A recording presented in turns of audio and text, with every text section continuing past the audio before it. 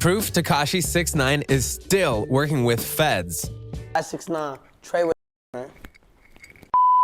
Tekashi 6ix9ine, I feel like Tekashi 6ix9ine is just a regular kid, like, you know what I'm saying? Like, Tekashi 6ix9ine's rapid rise to fame shocked the world, but not nearly as much as his dramatic fall. What started as another quest for fame quickly devolved into a twisted story full of violence and treachery. Welcome to Lime Report. Before we begin, be sure to leave a like, subscribe, and check out the link in the description to enter a chance at winning our Apple product giveaway. Tekashi's crazy story began when the young star realized that the best way to sell his music was through an elaborate persona he created as part of his formula for success. However, after joining the 9 Trey Gangsta Bloods, one of the most violent gangs in the country, Tekashi quickly realized he was in over his head. After spending a year with the gang, the rapper attempted to escape the life he had made for himself as things had become increasingly more dangerous each day. In an effort to save his own life, Tekashi flipped on all his fellow gang members and helped to orchestrate the largest gang takedown the nation has seen in decades. Now that Tekashi has been released from prison, most people believe that the rapper would work hard to try and rid himself of the snitch label that he's been branded. However, rather than fighting his haters, Tekashi has embraced the hatred and seems to be flourishing in spite of the many public figures that now stand against him. And while it may seem as though Tekashi is free, it looks like his work with the feds isn't even close to being over. Thanks for joining, everyone. Today, we'll be taking a closer look at the rise and fall of hip-hop's newest supervillain. Don't go anywhere as we uncover the truth behind Tekashi's deal and what he really owes the feds in exchange for his freedom. You won't want to miss this. Tekashi has proven himself as one of the most controversial figures hip-hop has ever seen. From the moment his career began, the rapper was already swimming in several sexual assault allegations as well as battery charges. However, despite the constant legal roadblocks, Tekashi was able to find a way to maintain his hold on Brooklyn, and through an ingenious marketing tactic, the New York native was able to launch himself into superstar status in no time.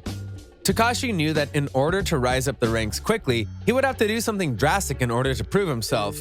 Rather than grind his way to the top with SoundCloud releases like the current generation of artists have, Tekashi decided instead to give his fans a closer look at the life of a real gangster, documenting his entire rise from the beginning until the day of his arrest. While Tekashi wasn't initially gang-affiliated, the rapper made connections through his music and was able to join the 9 Trey Bloods in exchange for funding. With his image secured, the rapper was able to build up a persona like no one had ever seen before.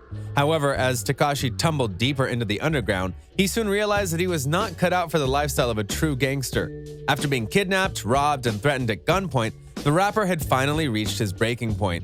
Once he was arrested just days after his kidnapping, Tekashi decided he had had enough and pled guilty to his crimes, agreeing to cooperate with federal authorities to take down the vicious gang he had joined.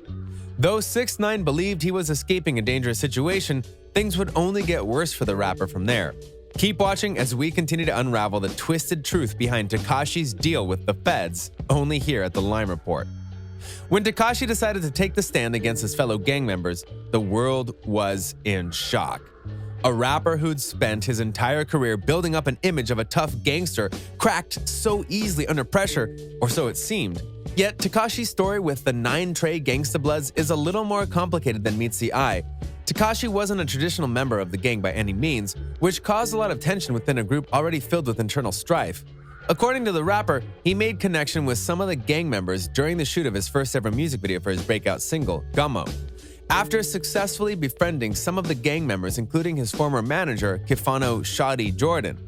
Soon after, Shawty introduced Tekashi to the 9 Trey Bloods, where he proposed his plan to join the gang in order to boost his image, and in exchange, the rapper would provide funding for the gang's illegal activities. When the deal was first struck, most of the gang was in agreement. However, some were seriously unhappy with the move. Since Tekashi was to provide funding, he was able to bypass the gang initiation, much to the dismay of some of the members. What followed was even more turmoil amongst a gang that had already been in an internal power struggle since its inception. With tensions rising internally, things finally burst and led to an insane series of events that nearly cost Tekashi his life on several occasions. After being kidnapped and threatened by those who hated his emergence in the gang, Tekashi decided he had had enough. Once given the opportunity, Tekashi spilled everything to the federal authorities and even publicly testified on his actions as well as the illegal activities and structure of the 9 Trey Bloods. With such profound inside information, the judge was able to reduce Tekashi's pending 47-year sentence to just 3 years, with credit given for time served. After his testimony, the rapper had finally fulfilled his duties, or at least that's what Tekashi believed. However, just like with gangs, once you make a deal with the feds, there's no going back. Stay with us as we finally unveil the shocking discovery that has led many to believe Tekashi is still working with the feds. You won't want to miss this. When Tekashi made his deal, the rapper believed that he would only be helping the authorities to take down his former gang, the 9 Trey Bloods. Yet what began as an attempt to save his only life quickly turned into one of the greatest gang takedowns in history. What shocked people the most was how willing the rapper was to testify. Normally, those who testify against gangs like the 9 Trey enter the witness protection program to prevent any sort of retaliation. Unfortunately for the rapper, his outlandish hair color and face tattoos made it impossible for the feds to be able to mask his identity.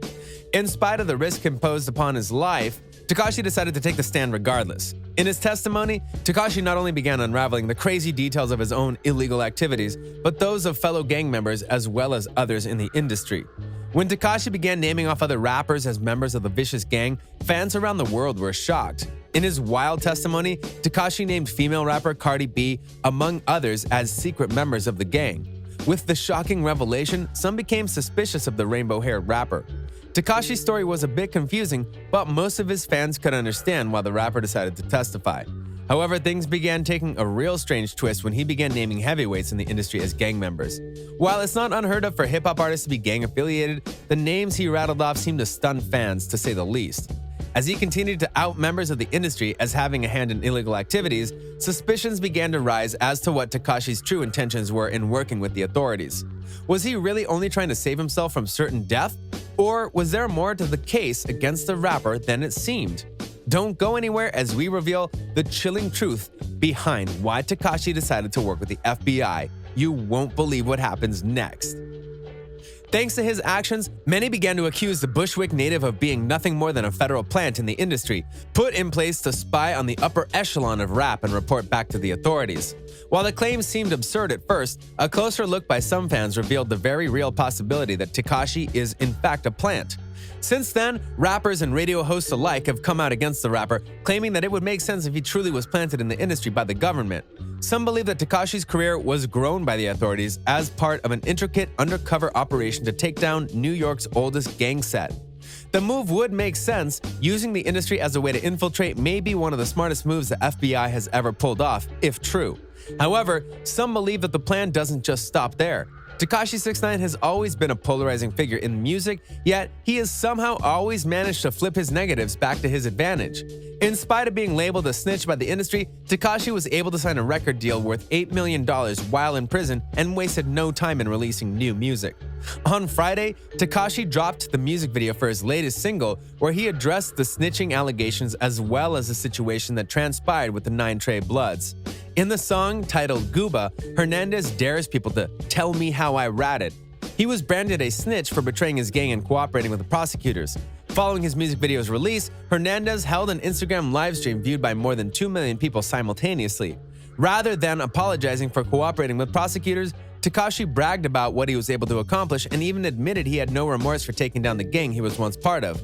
Kidnap me, beat the out of me and everything, I'm supposed to be loyal to that? He said. Y'all could never cooperate with the government and come back, the rapper continued. Y'all could never do that. I'm a living legend at the age of 24 years old. Since his release, many of Tekashi 6ix9ine's former collaborators have refused to work with him, including his once father figure, 50 Cent. Yet in spite of this, Tekashi found a way to escape death multiple times, get arrested, testify against a violent gang, and get out of prison just as things started to get too hot for him. Some believe the rapper was just lucky and was able to strike the right deals in the wrong situation. Yet, with how perfectly everything was seemingly going for the artist, one has to wonder if Tekashi is really that lucky or if he has had the federal government as backup all along.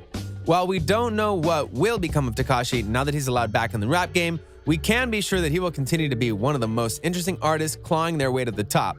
Although he is now hated by mostly everyone in the music business, Tekashi is sure to find a way to build his image back up. What do you think about Tekashi's involvement with prosecution and the federal authorities? Did the government plant the rapper in the industry as the ultimate undercover agent to take down crime from within music? Or was he simply a scared kid in over his head that needed a way out of a bad situation? Thanks for joining us on Lime Report, everyone. Make sure to let us know what you think in the comments section below. And before you go, be sure to leave a like, subscribe, and check out the link in the description to enter a chance at winning our Apple product giveaway.